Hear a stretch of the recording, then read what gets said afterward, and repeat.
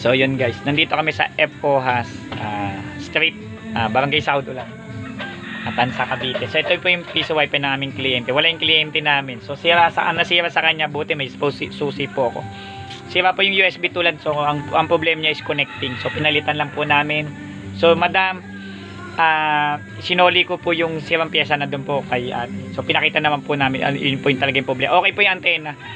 So ang cost po niya, yung nagkulog-kulog, kidlat-kidlat yun, inabot. Buti hindi po umabot sa mismong antena. Opo, kung nagkataon, mas malaki pong disgrasya. So yun, okay. So yun po. So nagtry na po kami. Pakita ko lang po yung nasirang pyesa. Nasaan po yun? Ito po.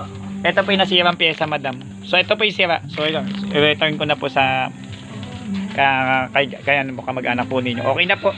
So message ko na lang po yung charges po nito.